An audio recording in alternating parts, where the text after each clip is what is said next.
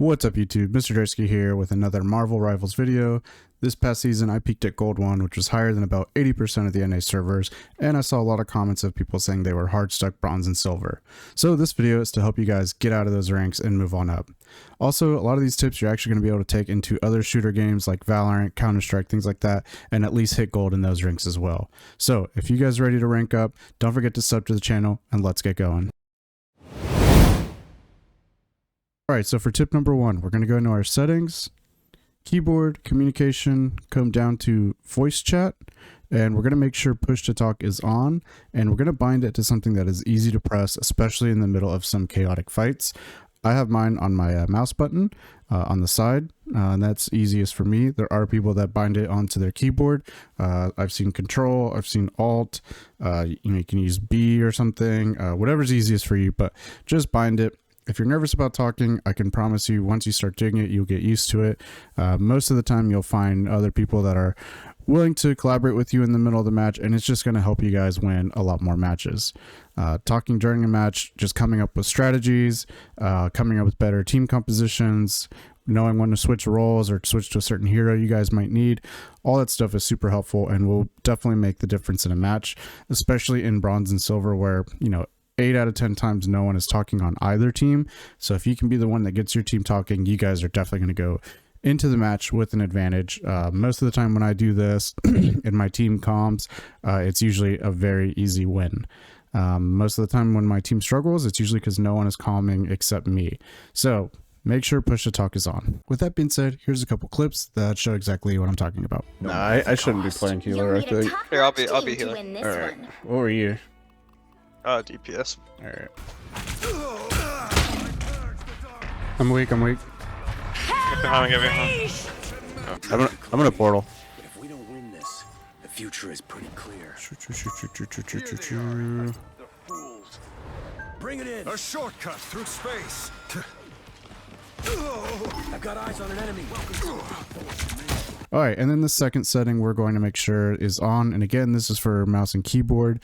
It's going to be different if you're on controller, but we're going to go to combat, still under keyboard, and we're going to go to our mouse settings. Make sure that mouse smoothing and mouse acceleration are off. Having these off are going to make your aim a lot more consistent, and it's just going to make the way you move your mouse on the screen feel a lot more consistent every day. Don't want to get too into the technical weeds of it, but just make sure these are off, and it's just going to make you be a lot more consistent in your matches. All right, let's get on to the next tip. Okay, moving on to tip number 2. This is going to be all about crosshair placement. So as you guys can see, I'm in the practice range now. I've got a couple of bots just running around. You can see my crosshair is kind of always at their head level. So this is pretty easy to do in the range, of course, and I will throw to some clips where, in the middle of a match as well to show you guys. But one thing I see a lot of players do is they walk around with their crosshair like this, or just off, to the ground, and then they run an enemy and they have to quickly flick up, try to get to the enemy, or they just start shooting up while they're trying to adjust their aim. So, if this was a match and I was behind cover or something and my crosshair's down, as soon as I see the opponents, they're going to get shots off on me first, and it's going to take me a little bit to adjust and get my shots off. But if I am just anticipating opponents here and I see them as I come out, my crosshair is already on them and I can start hitting them. So pretty easy thing, and you guys will see this in matches. You always want to work on your crosshair placement being at about head height. It's going to vary a little bit for different characters. So some of the bigger tanks, that's going to be a little bit higher, and then some of the smaller support characters and stuff like Rocket, it's going to be a little bit lower. But again, you're always going to want to be around this height and just get your crosshair off the floor. In Marvel Rivals, it is a little bit more forgiving because again, you are shooting at a lot of different stuff and different model characters. But this is again another tip that it's just going to help you rank up in a bunch of different shooters like Valorant and so on, but still in Marvel Rivals as well too. So in these next couple of clips, you will see some examples of crosshair placement that I focus on. One being, if I think an opponent is holding an angle on me, I will go ahead and have my crosshair ready to go to fire back at them, or if they're a flying opponent, I have it a little bit higher up in the air to track them there, or as I'm taking high ground and an opponent might be around the corner, I just have my crosshair ready to go in case they are there. All right, now that we talked about crosshair placement, let's move on to tip number 3. Shoot the enemy's abilities/utility. So what does that mean? So in this game, there's a lot of things besides just the opponent that we need to shoot at. We're going to have things like Moon Knight's Unks, Namor's Squids, Groot's Walls, Penny Parker's Spider Nest, and a bunch of different other things, and who knows what they're going to add going forward. But yeah, I see in bronze and silver and even gold that a lot of the times people just ignore these things or don't notice them and just leave them up. And they can really cause a disadvantage for your team and really benefit the other team a lot. You need to shoot these as soon as they get put down to keep the fight fair for you guys, basically. You know, a lot of these do additional damage to you, or they can block you from your healer's line of sight, things like that. So as soon as you see them down, calm them. You know, ideally you do want your hit scan DPSs to be breaking them, but if no one else is going to do it, you should at least take the initiative and do it yourself. You will see how much longer your team stays alive if you do start eliminating these, and it really just helps you win matches over the long run.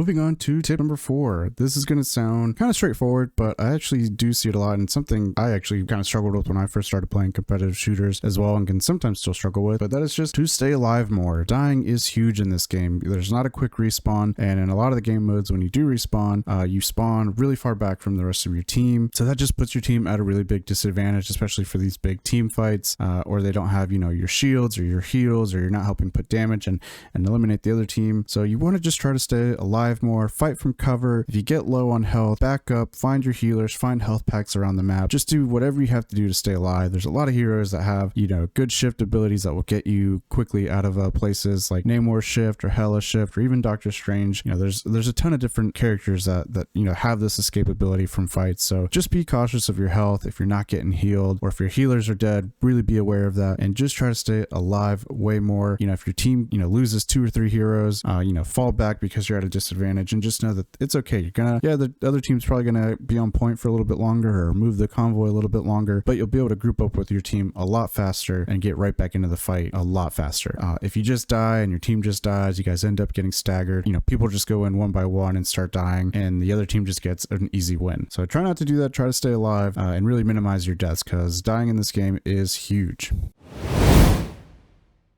Okay, moving right along to our second to last tip, and that is to play multiple roles. In ranked, we have, you know, seen the meme so many times, and we've probably all run into a match where everyone just auto locks DPS. And of course, you know, you got to have people that play healers, and you got to have tanks. When I really started ranking up, it's when I learned how to play different roles besides DPS. I was definitely part of the problem at first, just insta locking any DPS, just because that's what I was most familiar with. But it only took a little bit of time to learn how to play a different role, and once I did, I started winning way more matches. You want to learn how to play, you know, 2 to 3 different characters, and at least 1 or 2 of those characters should be in a different role. So for me, I know how to play a couple different DPS agents and a couple different tanks. And now that I have a more flexible hero pool, it really helps when if someone auto-locks Doctor Strange or auto-locks Hela or Namor, I've got something else to fall back to. Or if I see that our team just needs something different, maybe we have a really good Magneto who can solo tank, I can play another DPS if we're, you know, just not dealing enough damage. Or if, you know, there's a DPS player who's not doing as well and they want to switch, you know, I'm able to switch with them, things like that. So know how to play 2 to 3 different roles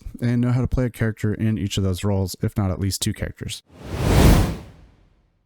Okay, and we're getting to our final tip now. Tip number 6. It's a nice easy one. You can do it outside of the game, and that is to just watch VODs. You can go on YouTube or Twitch and look up VODs of high-ranking players, because they are usually, you know, streaming the game, putting a lot of hours into the game. Or while you game, before you go into your matches, you could spend 10 minutes and use the amazing replay system that Marvel Rivals has and watch a VOD of someone in the top 500. So I'm going to show you guys how to do that right now. So if you're in the main menu, you can just click on your profile icon, go to leaderboard, and you're going to see the top 500 players globally. And then for here, not everyone are you able to see their match history. Some people have it hidden. So as we saw here, this guy has limited access to their career profile. But if I go to someone like here, I can go to their history. Oh, again, limited. Right, so this guy has his career up. I can go to history, and then I can go to a match that he won. And then I can see everyone who played, what heroes they used. So even if he is an Iron Man Wolverine main, but it looks like, you know, I like to play a lot of Doctor Strange. Looks like this guy had a really good Doctor Strange match. I can launch the replay. So now that the replay replay's launched, we are going into it. You can see, who they ban, who they end up picking, or we can just jump straight into the match. And then I can also pick what player I want to watch. So again, I want to see this Doctor Strange. You can just hit F1 and I have his POV. And then again, each player is a different POV that you can watch, and you just use your F keys to cycle through them. So if I wanted to watch the other Doctor Strange, I'll just hit F7. So I can see how both play and just learn a lot of different things from them. I can see, when they're ulting, what they're doing to stay alive, who they're targeting in fights, things like that. If you do go back and watch, their YouTube VODs and stream VODs, you're able to see what comms they're giving to their teammates, what they're calling, what information they're giving out, everything like that. So VODs are a great way to learn how to play these competitive games and just see what you're doing wrong and what the top players are doing. They can also teach you, what positions on the map are really good, when to push up, when to fall back, easy combos to learn, when to use your abilities, when they're saving it, things like that. And then also you'll just learn, different timings, things like that. So again, this is another tip that isn't just directly related to Marvel Rivals. You can do it in a bunch of different shooters that have a competitive scene. Not all games have a great replay system like this. Pretty much all games have streamers that are, high ranking or really good, or a lot of pro players that stream, so you can go and watch their VODs. So yeah, we'll exit out of this now. And again, you have a whole leaderboard you can pick from. A ton of different players. All right, guys, that's everything. That's all the tips in the video.